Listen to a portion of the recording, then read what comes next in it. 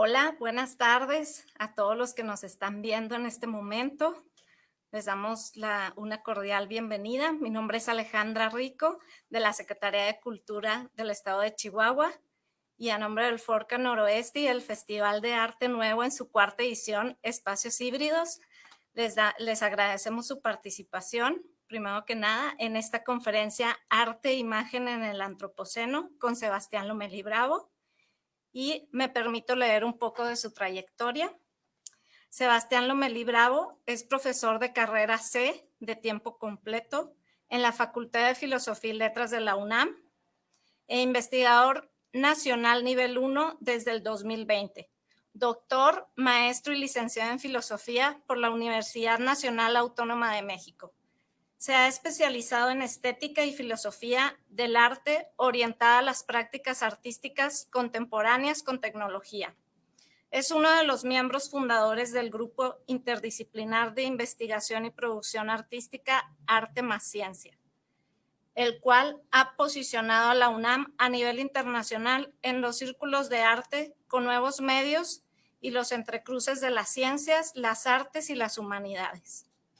Ha publicado varios artículos en volúmenes especializados y en revistas de divulgación. Es coordinador de 2 libros colectivos sobre la obra de María Zambrano y 2 volúmenes sobre el tema del cuidado en Heidegger y Foucault, Hermenéuticas del cuidado de sí, Cuerpo, Alma, Mente, Mundo, Unet Dickinson.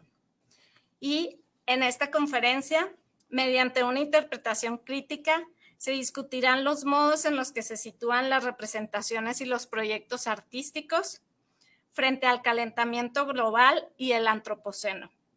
En particular, se pondrá énfasis en el uso del sublime y las políticas del terror con las que se asocia esta categoría estética, para hablar de la crisis ambiental. Y pues cedo la palabra a Sebastián Lomelí. Muchas gracias, Alejandra, y gracias por invitarme. Siempre he querido ir a Chihuahua y nunca he podido, entonces al menos tengo la posibilidad de estar con ustedes por esta vía. Y bueno, muchas felicidades por toda la organización y espero que todo salga de modo excelente. Ya veo que tiene un equipo bastante bueno. Y bueno, sin más pues, dilación, voy a empezar a platicar. Espero ser claro. Si me pierdo, pues luego las preguntas para que me digan dónde no fui claro y yo regreso sin ningún problema y platicamos. Lo que voy a presentar hoy es una investigación que estaba desarrollando desde el año pasado, que tiene que ver con el modo que se ha desarrollado mi trabajo sobre arte y tecnología. Llevo ya no sé, como casi 10 años trabajando arte y tecnología. Y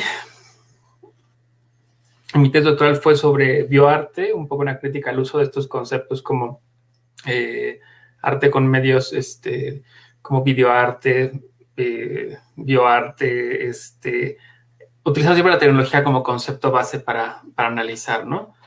Y entonces he propuesto otras estrategias que tienen más lógica con la historia del arte y con la historia de la estética para poder hacer puentes mucho más críticos y dar más conceptos, ¿no? Y no solamente separarlos como el arte que es en televisiones, el arte que es en computadora, el arte que es de performance, sino empezar a vincularlos de un modo crítico.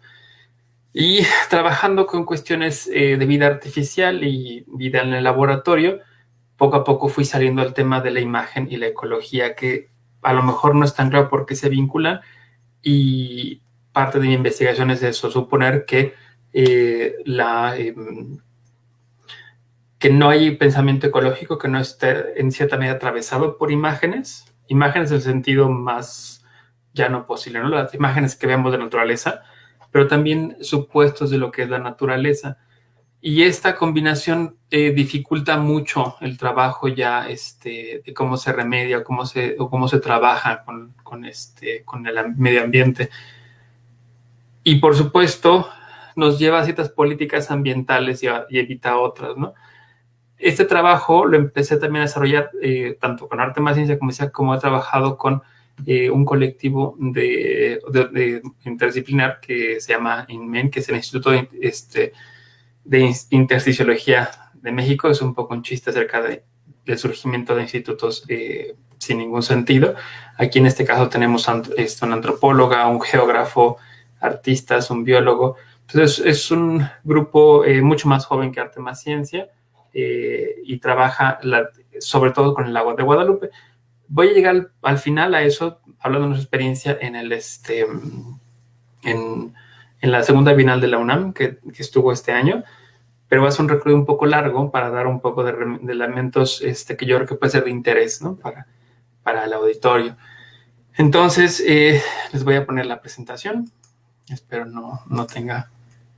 Ya hicimos una prueba, así que espero no equivocarme. Pero justo aquí está. Ok. Entonces, voy a poner la pantalla completa. Entonces, pues me voy a quedar más solito aquí en mi departamento. Bueno, entonces, este es el título del artículo que está por salir. Y bueno, es el título en el que se encuentra la investigación que voy a presentar hoy, ¿no? Y como les decía, la discusión tiene que ver con estética ambiental, una crítica de los supuestos sobre lo estético y en la naturaleza. Voy a centrarme en lo sublime, como decían en la presentación, y luego voy a hablar de las estéticas de lo humano y lo no humano, ¿no? Un poco con el ejemplo de Lynn Mayne desde Donna Haraway. Entonces, esto lo pongo. Me gustaría nada más hacer un pequeño detour o una desviación por la historia de la estética ambiental para que quede claro por qué estoy interesado en desmontar ciertos supuestos de lo que creemos que debe ser la naturaleza y cómo tiene que ser bella, ¿no?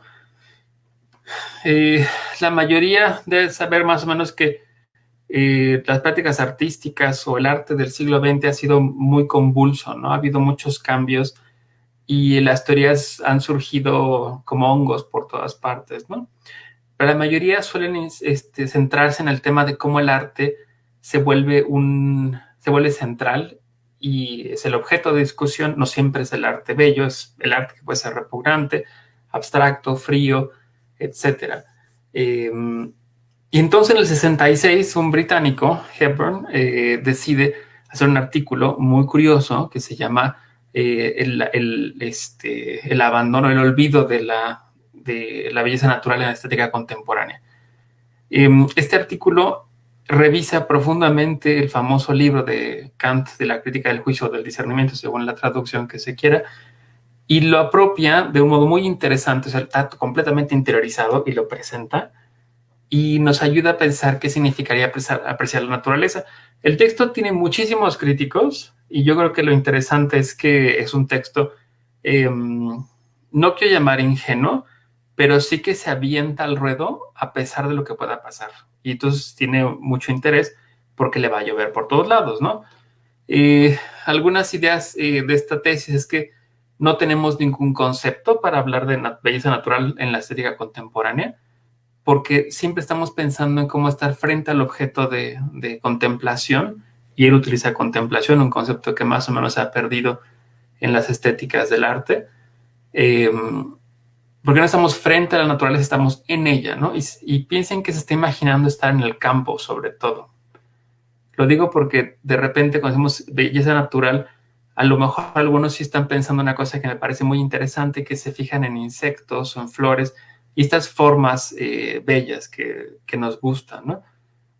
Pero de repente el paisaje parece ser uno de los elementos fundamentales de Hepburn, y por eso también me interesa su propuesta. No porque coincida con él, sino porque creo que es un buen punto para empezar a trabajar y decir lo contrario. Entonces, uno no está frente a la naturaleza, uno está en la naturaleza cuando la contempla. Y cuando uno ve una cosa bella, dice Hepburn, insisto, una rama, un árbol, la línea del paisaje, dice, no nos quedamos en esto, sino que intentamos ir más allá y entonces buscamos una contemplación de la unidad mayor. Por eso es que algunas estéticas ambientales tienen una orientación teológica, como si pudiéramos contemplar la obra completa de la creación. Él dice que solamente es un supuesto, y es muy kantiano de él, pero nada más es una cierta unidad como de la imaginación, ¿no? Y bueno, lo interesante de esta, aquí hay una errata en mi presentación, perdón, no importa, porque no estoy leyendo exactamente, ¿no? Lo que le interesa a Hepburn es eventualmente poder fundar una ética ecológica a partir de la estética, de la apreciación. Y esto es una cosa interesante porque también va a decir, bueno, uno aprecia como de golpe, dicen, es un evento episódico, es un instante de placer en el cual puede uno o no saber de la naturaleza. Uno puede ser un biólogo o un geólogo, o puede ser un filósofo que no sabe nada de la naturaleza, y entonces se pone frente a un espectáculo natural, lo aprecia, y es un momento en el cual se pone en juego el tema de querer conservarlo, querer mantenerlo, querer tener un comportamiento adecuado. Y yo creo que esta tesis es muy interesante, pero yo creo que muchos la hemos dado por sentado, ¿no? Parte fundamental para tener un comportamiento ético con la naturaleza es saber apreciar su belleza.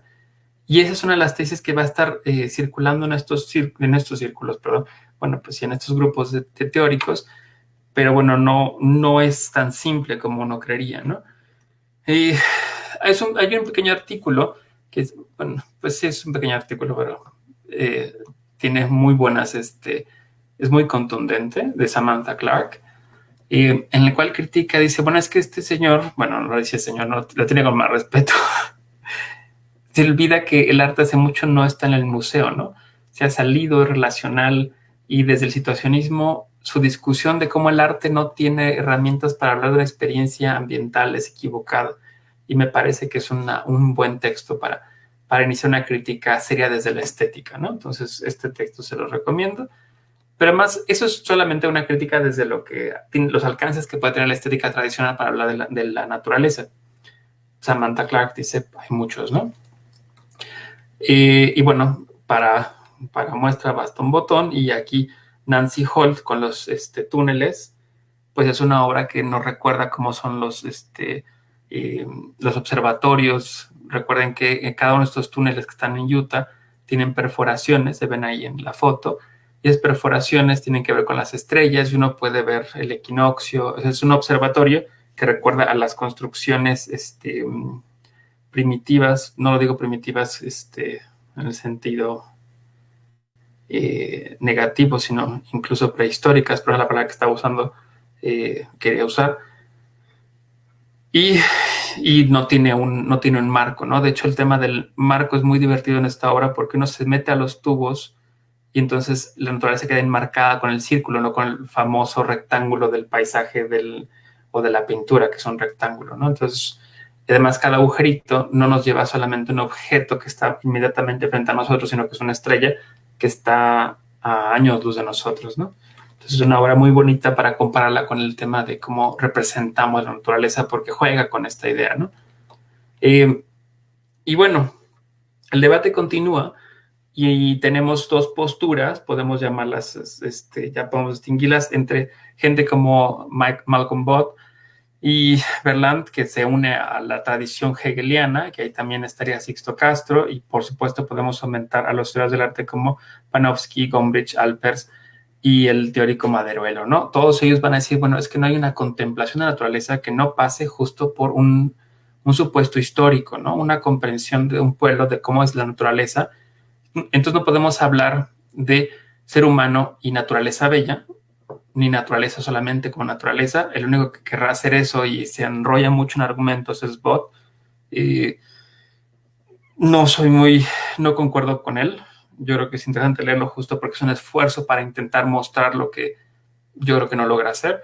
Y estos otros autores pues van a mostrar que no hablamos de naturaleza virgen en el mundo, así lejos. Y utilizo la virgen en el sentido intencionalmente, porque me parece que es un problema sobre cómo se comprende la naturaleza, ¿no? Con todas las marcas de lo femenino. Entonces, por eso quiero y femenino desde el dominio masculino. No lo estoy diciendo de modo accidental, sino que es para que un poco nos diga qué cosa estamos queriendo decir aquí, ¿no? Y bueno, estos otros teóricos insistirán en que hablamos más bien, usando un término de Bruno Latour o de Donna Haraway, de naturaculturas, ¿no? De un compuesto en el cual hay ciencia, hay conocimiento tradicional, incluso la magia entra aquí. Son vínculos en los cuales la naturaleza aparece y está ligada completamente a las prácticas humanas, ¿no? No hay un modo de separarlos y la apreciación tiene que ver con esto. Quizá en una línea tercera que no me gusta a mí discutir mucho porque no tengo muchas herramientas para criticarla con seriedad, es toda esta noción de que uno tiene cierta estandarización de lo que gusta como naturaleza por un fundamento evolutivo, ¿no? Que a la gente le gustan los paisajes de praderas porque son donde evolucionamos y nos recuerdan el mejor lugar para vivir. Yo creo que suele ser dudosas las discusiones evolutivas en este contexto y por eso no le meto ahí la mano. Y bueno, para pensar cómo va surgiendo en Occidente, y por Occidente refiero a la tradición que se vuelve hegemónica en Europa y luego pasa a gestos de color, pasa a la colonización y luego justo va transformando el modo que vemos la naturaleza y nos implanta ciertas visiones paisajísticas o naturalistas del mundo. La palabra naturalista lo utilizo de modo muy vago aquí para no meter términos muy confusos. Podemos trazarla desde este famoso texto de Petrarca, del ascenso al monte de los vientos, ¿no? Y es uno de los primeros textos como de alpinismo, en los cuales él cuenta su viaje y su contemplación. Entonces hay un vínculo que han detectado varios autores en cómo es que se habla de la naturaleza y cómo se la representa con palabras y luego con pintura y el modo en que se aprecia. Y esto es importante porque hay otros pueblos que no tienen la palabra siquiera paisaje. Es un término que va evolucionando y puede haber intuiciones prepaisajísticas, como diría Maderuelo o otros autores justo en Roma, pero la palabra paisaje viene del holandés, entonces tiene una relación muy concreta con el modo en que ellos trabajaron el hacer terreno, ¿no? Entonces, bueno, no paisaje, no, sino landscape, ¿no? No me atrevo a pronunciarlo en holandés porque pues no me sale. Y bueno, uno de los primeros paisajistas que empieza a hacer esta unidad completa, y me interesa decir esto, una unidad completa como la que busca Hepburn, de la forma pequeña, bella, que se abre y llega a la totalidad, y justo como diría Durero de este pintor de Patinir, es que es un pintor del mundo completo, pintor de paisajes que pinta un mundo entero. Vemos, ¿no? Aquí en el caso de el Paso de la Buena Estigia, tenemos la forma de las rocas, del ave, del árbol, y esta genera eventualmente toda la pintura completa, ¿no? Tenemos el cielo, tenemos el infierno, el paraíso, la división entre ellos. Es una totalidad, ¿no? Y esto es lo que parece estar detrás del deseo de contemplar la naturaleza que leemos en Hepburn. Aquí hay mucho contenido alegórico, no solamente naturaleza, pero este deseo se va abriendo hacia la completa naturaleza, ¿no? Con todos los elementos, rocas, agua, cielo, línea del paisaje. Ahora, para seguir completando cómo se va pensando la unidad estética o cómo se piensan los supuestos estéticos detrás de la contemplación de lo natural, creo que vale la pena recordar qué pasó a principios de la Ilustración en las islas, en Inglaterra y Irlanda, y cómo van generando una idea de que el mundo de la nobleza, con el cual están completamente en oposición, tiene siempre este culto al lujo, a sus rituales de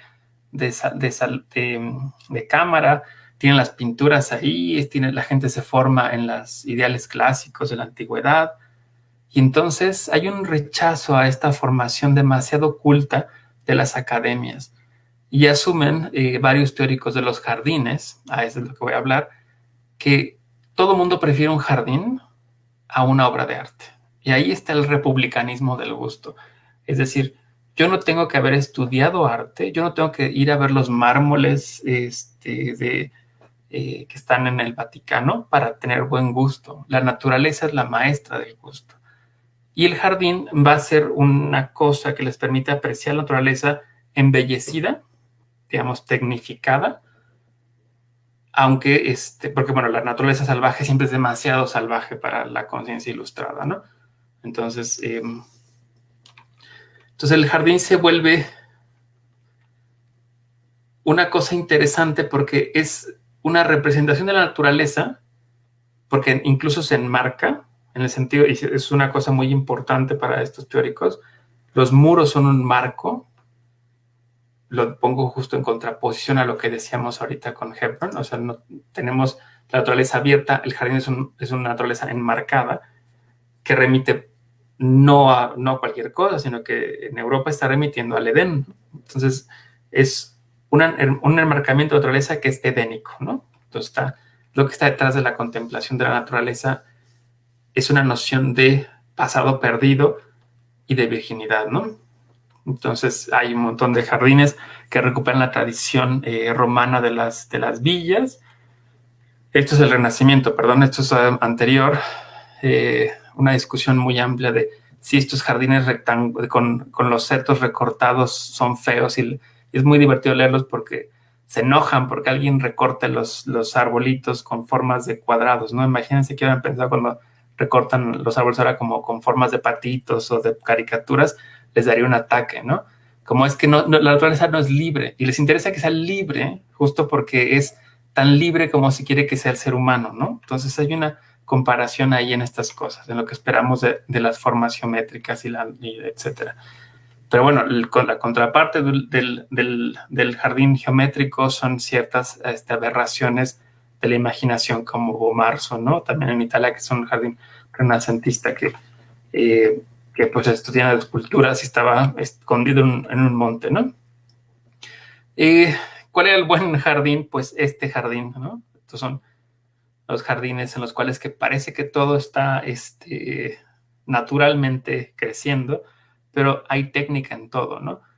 Por supuesto que hay un vínculo con los jardines chinos y se les invita, se les usa como modelos, pero se les cree también muy exagerados, etcétera, ¿no? Entonces, está una discusión aquí. Y bueno, quiero nada más llamar la atención a una cosa muy bonita, que es lo del pasto. El pasto,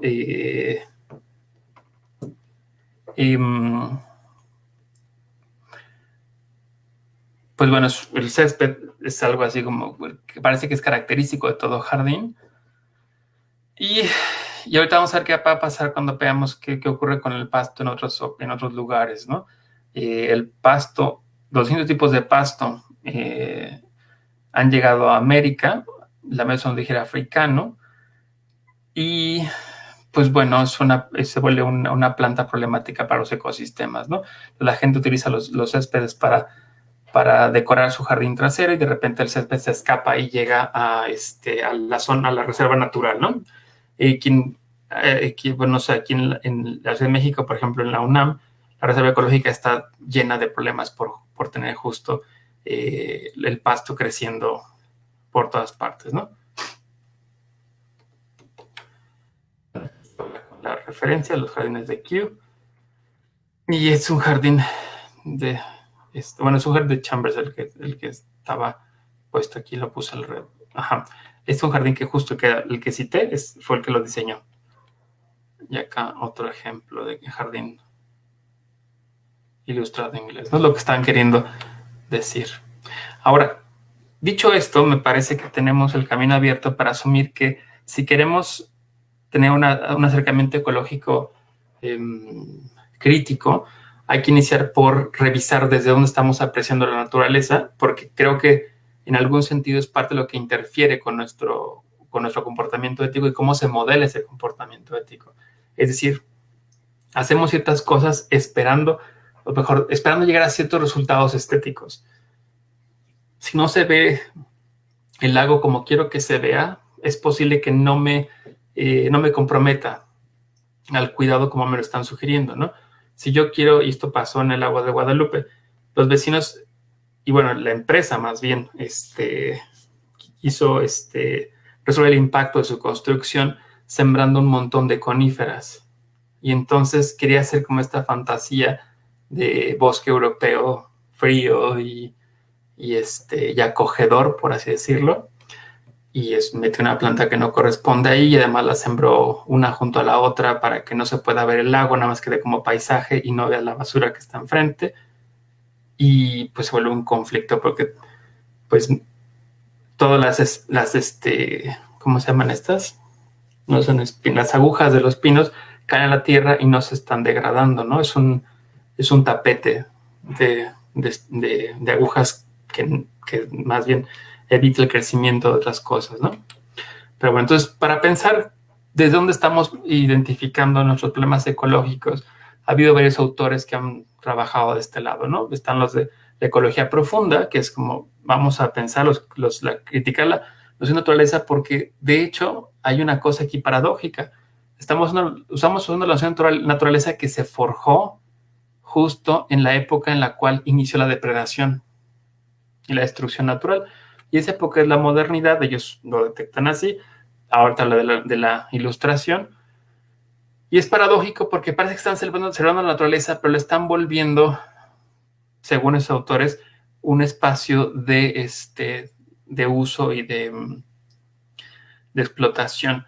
Cuando vemos el jardín parece que no es claro. Quizá aquí sería bueno dar la vuelta, y esto no lo traigo acá, en cómo se van desarrollando las nociones de naturaleza en las colonias. Y ahí sí la noción de lo salvaje, lo indómito, lo exuberante y lo virginal van generando un contexto en el cual se entiende que lo mejor que puede pasar es que llegue o que no hay nadie que ocupe esa tierra, y por lo tanto, como no hay nadie que ocupe esa tierra, pues bueno, se puede explotar, ¿no? Porque pues no hay problema. Y esto tiene que ver con la supresión de las comunidades que habitan en esos lugares, de los pueblos que habitan en esos lugares, asumiendo que no tienen un impacto natural.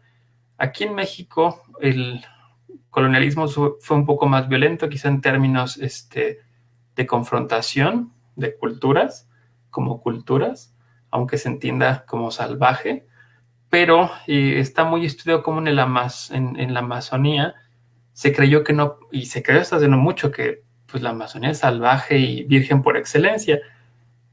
Y los estudios científicos y antropológicos se dan cuenta que hay mucha agricultura en la selva que modeló la selva y que no se ve porque no es la parcela normal que reconocemos, porque está en los árboles, ¿no? Entre la selva. Entonces, implicó modificar justo una visión colonial que tenemos de la naturaleza como aquello que no ha sido tocado y que es lo salvaje, ¿no? Ok, entonces además tenemos la ecocrítica con varios puntos. A mí Timothy Morton me cae un poco mal, para ser honesto, pero es interesante leerlo. Y tiene un punto que le quiero rescatar, aunque luego sea, o sea, lo detectó bien, aunque creo que es digno de ser criticado, y es que se da cuenta que mucho del ecologismo ocupa esta idea de la totalidad de lo que está alrededor de uno. Y entonces la poesía, por ejemplo, la poesía que habla de naturaleza insiste mucho en cómo está el rachuelo y se escucha el pájaro y el viento, y le parece que esta totalidad le da al lector la idea de que la naturaleza es una cosa en conjunto y no, como decíamos, una multiplicidad de visiones culturales y naturales, donde los agentes son animales, piedras, plantas, humanos, etcétera, ¿no? Entonces, por ahí, luego hablando de su crítica, pero creo que ese punto es rescatable en esta discusión, ¿no? Y bueno, Ursula Heiss me parece una autora imperdible, es así, en términos de cómo se va construyendo la noción de ecología y los imaginarios, en este caso globales, ¿no? Y bueno, llegamos al punto de lo sublime que me interesa aquí, ¿no? Y esta categoría es muy interesante. Hasta ahora no hemos visto nada sublime en la presentación. Todo ha sido la belleza y cómo la belleza parece ser el modo en el cual la gente se entrena para apreciar el mundo y cuidarlo. Pero es importante destacar que muchos de los proyectos artísticos en torno a la ecología han insistido en las categorías de lo sublime, es decir, de lo tremendo, de lo que terroriza, aunque aterroriza siempre desde una cierta seguridad. El concepto de lo sublime tiene una historia larga, se remonta a ese texto que primero fue atribuido a Longino, pero pues no era de él, entonces le dicen a Pseudo Longino, y tiene que ver siempre con esto de hablar de lo alto, de lo tremendo. Se piensa primero en la poesía, en la tragedia, en los textos sesudos, conceptuales, pero no, pero poco a poco va a ir migrando a las artes, ¿no? Sobre todo ya en el romanticismo, donde el paisaje sublime va a ser el interesante, ¿no? Como tenemos volcanes explotando, el océano embravecido. Y la idea que me gusta, que quiero rescatar de aquí, es que pareciera, o la discusión, voy a ponerlo esto en orden, ver si tenemos a Kant, ¿no? Pero Kant me parece que es de los más claros en este asunto. Pareciera que de repente estamos viendo el mundo ser terrorífico, las olas del mar crecer, el viento azotar, las tormentas, el cielo, y dirá Kant, pero la naturaleza siempre es cognoscible, ¿no? Siempre es limitada. No es un monstruo. Porque si fuera un monstruo sería una noción de como los griegos tenían los titanes, ¿no? Así, pero no creemos que la naturaleza sea eso, porque pensamos que la categoría sublime está tejiéndose en un contexto no tradicional, sino ilustrado ya, ¿no? Entonces dice Kant, bueno, es que entonces uno está viendo lo gigantesco, lo total, y eso no lo tiene la naturaleza, lo tiene la razón humana y del poder de la comprensión y el poder del conocimiento, ¿no? Entonces lo sublime, nos dirá Kant, es como si nos viéramos en un espejo y nos diéramos cuenta del valor humano, de cómo somos aquel ente digno que frente a una ola que lo va a devastar puede mantenerse estable y decir, acepto mi muerte, ¿no? Y ese momento diría, bueno, pues es que ese es justo lo sublime, ¿no? El no devastarse, el no humillarse, sino entender siempre lo magnífico que la humanidad puede ser. Y eso pasa justo al romanticismo, y uno ve cómo el artista se pinta frente al paisaje, y es la fuerza humana frente a la naturaleza, ¿no? Y aquí hay tensión, pero es siempre la fuerza humana. ¿Y por qué me interesa todo este periplo? Porque, insisto, cuando aparece la categoría de lo sublime en el arte, perdón, en las prácticas artísticas ambientalistas, me es sospechoso. Y me es sospechoso todo por los argumentos de Battersby, quien dice que en muchos puntos lo sublime, como esta magnificencia humana, se empalma con la política del terrorismo. Ella recuerda mucho el ejemplo de el 11 de septiembre en Estados Unidos con el ataque a las Torres Gemelas. Yo creo que incluso es más preciso la ejecución de James Foley, ¿no? No quise traer las imágenes porque me pareció que era inadecuado. Y aquí me pregunto, y no estoy seguro honestamente, Sayek Valencia en su texto sobre capitalismo gore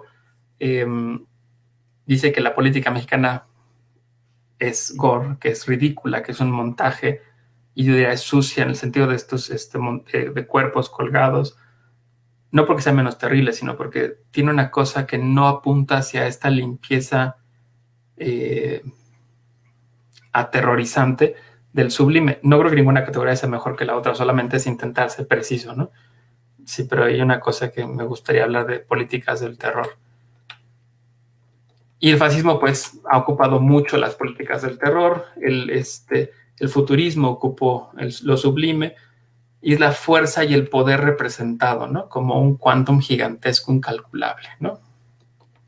Y bueno, los ejemplos que yo tengo para empezar a hablar de lo sublime en ejemplo, ejercicios artísticos, uno es un gran proyecto que se centró en The Human Epoch, y nos hace pensar justo en el problema de utilizar el término antropoceno con lo sublime, porque siempre tiene que ver con esta gran capacidad humana de destruir el mundo, ¿no? Se nota que ahí parece que somos los humanos los causantes de estos paisajes, ¿no? Y digo humano causante de los paisajes, y no es cierto. porque la mayoría somos espectadores de la devastación, somos cómplices, pero estamos viendo cómo se mueve el gran capital para hacer esto, ¿no? No es la humanidad haciendo esto, como cada uno de nosotros, y tengamos, en esto nos representemos, ¿no? Se nos olvida que esto produce una diferencia de poblaciones y de expectativas de vida y de ser vulnerado muy amplio, de modos muy amplios, ¿no? Mientras unos están en su casa tranquilos, viendo sus ganancias, otros han perdido su tierra por ese tipo de paisajes, ¿no? Otro proyecto, insisto, los dos me parecen maravillosos, pero yo veo como con suspicacia el uso de lo sublime, no porque los crea cómplices de una política del terror, no es que esté diciendo eso, es que esta Cristina Lucas presentó en el MOAC este año en línea, y son imágenes impactantes, ¿no? Son bellísimas. Pero ¿qué nos queda como espectadores a nosotros, no? ¿Qué hacemos frente a este tipo de imágenes? Y aquí ha habido ambientalistas y gente que piensa en antropoceno diciendo es que este sublime del antropoceno, tal cual ya llamado así, nos muestra el poder de la tierra y el poder del daño que hemos hecho, ¿no? Pero ante el rotundo poder que se ha ejercido y que estamos viendo, ¿qué pueden los que no tenemos poder? Porque un poco es el asunto. ¿Cuál es el en vez de estas imágenes? La intervención en países tercermundistas, la expulsión de pueblos de reservas ecológicas, la decisión de quién merece vivir y quién merece morir. Un poco es lo que estoy diciendo, ¿no? No que estén de parte ni Lucas ni los de Antropoceno de una política que rompe la soberanía, pero sí que nos hace pensar que pues no son democráticas las imágenes, ¿no? No hay un vínculo entre especies y entre humanos, es lo que estoy viendo aquí. Entonces nos recuerda mucho a la historia de la representación del mundo ya como atravesado por la fuerza comercial, ¿no? O a justo el día del juicio final. Y no es extraño que se entienda el antropoceno en términos de fin del mundo, pero creo que tiene que ver justo con esta idea de castigo, de poder como de violencia, ¿no? Entonces, no tenemos muchas alternativas concretas de práctica, ¿no? En ese sentido, pues bueno, yo daría un salto hacia, aquí ya sea que pensamos en Bruno Latour, pero yo he trabajado más con Donna Haraway, y en este caso, pues uno de los textos que ha vuelto casi como, pues no pues sí un manifiesto, un texto vinculante entre distintos teóricos, porque un poco así escribe Donna Haraway, es de permanecer en el problema. Bueno, a mí no me gusta permanecer, diría como seguir en el problema, diría yo. Fue traducido en español como permanecer en el problema, y no soy fan de esa traducción, porque no se trata de mantenernos en el problema, sino de dar seguimiento y revincularnos, ¿no? El diagrama que se ha ocupado mucho que aparece en la presentación de las patitas jugando el juego de entrelazar de hilos. Nosotros lo recordamos como un juego, bueno, a mí me lo sé mamá, pero es un juego que tiene mucha importancia para los navajo, ¿no? Tiene muchas formas y ahí trabaja esta discusión, ¿no? Como hay una participación múltiple de múltiples figuras, y eso es lo que ella quiere recuperar para un pensamiento acerca de la crisis ecológica y el calentamiento global, ¿no? Y entonces ahí nos llevamos nada más, aquí no hago muchos comentarios. A diferencia de pensar estas naturalezas unitarias, bellas, de todos los elementos, hay que pensar otros espacios que justo están perturbados y que no hay modo de resolverlos con un chasquido de dedos, ¿no? El texto de Espinosa sobre el bordo Sochaca es maravilloso al respecto, porque nos pone justo en perspectiva de toda nuestra contemplación estética está pensada en esta burguesía liberal que aprecia los jardines y el paisaje, pero que no entiende lo que implica esos, digamos, los jardines, paisajes, construcciones, ahí están muy bien, pero esto generó un extractivismo y una destrucción diferenciada en la tierra que genera monstruos, ¿no? Y con ellos hay que vivir, no hay modo de resolverlos, ¿no? Así de la noche para la mañana. Y bueno, con esto en mente presentamos un trabajo para la segunda Bienal de la UNAM que fue a principios de este año, iba a estar hasta abril, pero pues la pandemia dijo que no. Y pensando, esto ya lo pongo muy rápido, ¿no? Porque ya estoy sobre tiempo, me parece. Fuimos construyendo caminata, pensando un poco en el arte de caminar de los situacionistas o Richard Long, que van, que repiten la caminata, en este caso él es en solitario, igual un poco los situacionistas, hicimos caminatas con los vecinos, con comunidades interesadas, con estudiantes, y les mostrábamos el lago, hablábamos del lago, y bueno, escuchábamos sus posturas, ¿no? También en mente con el no sitio de Smithson, de llevar a la galería con estrategias de abstracción, un espacio en el mundo que no cabe en la galería, construimos a través del Instituto Mexicano de Intersociología, que es el grupo en el que colaboro, una obra, bueno, tenemos desde el lago, perdón, pueden ver la franja de mugre, es un lago que es el segundo cuerpo de agua más grande de la cuenca de México, es un lago artificial, una presa de riego, toneladas de basura son vertidas constantemente. Tiene municipios que no tienen desagüe, así que llegan ahí, y sin embargo tiene aves migratorias, miles de aves migratorias, y de hecho el año pasado murieron muchas de botulismo por los problemas de contaminación. Y bueno, a pesar de eso también hay ciertos fenómenos complejos como aves construyendo nidos con unicel porque es un material preferente, porque conserva calor y se vuelven mucho más difíciles de ver. Hay plantas que les favorece el carácter jabonoso de las aguas grises que alimentan el lago. Aquí ya mejor ni me detengo mucho porque es la explicación que acabo de dar. No encontré una foto buena de la pieza porque justo son las que le decía a Alejandra que... No era Alejandra que se lo decía. Que se me perdió en la presentación. Este es el Muca Campus. Y bueno, aquí está la pieza que hicimos un montículo en el sentido del no sitio. Y enfrente había una pecera. En la pecera había un pez guppy que en alguna recolección de agua, Rodrigo, que es el artista que nos guía, recuperó, Rodrigo Olvera, que recuperó un pececito. Y ese pez vive en el agua del lago, pues, y un agua que no tiene oxígeno. Parece que no hay más vida. O sea, es una superviviente, pero más es hembra, una guppy, inesperada. Es un agua sin oxígeno. Los biólogos nos decían que si había peces seguramente eran truchas porque pueden respirar aire, sacar la boca y jalar aire, pero que sea un guppy es una cosa inesperada. Y sigue viva, sigue viva. Hicimos pláticas también ahí en el museo. Y bueno, eso sería todo.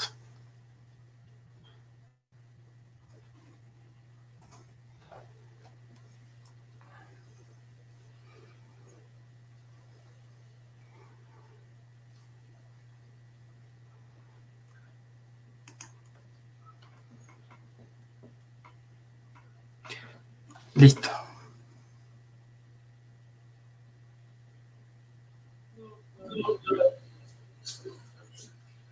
Pues muchas gracias, Sebastián, por esta conferencia tan interesante y sobre todo por esta visión y toda esta investigación en un tema que ahorita pues es totalmente necesario que volvamos a verlo y sobre todo desde este punto que tú nos planteas. Y pues no sé si tenemos alguna pregunta. Ok, entonces pues queremos darte las gracias, Sebastián, por tu participación y de parte de la Secretaría de Cultura del Estado de Chihuahua, el Forcan Noreste y el Festival de Arte Nuevo en su cuarta edición, Espacios Híbridos, te damos las gracias por tu participación y a todos ustedes por estar aquí. Y recuerden que pueden consultar la grabación del taller y del resto de los contenidos del festival en la plataforma www.festivalartenuevo.com en las redes sociales del festival. Muchísimas gracias. Gracias.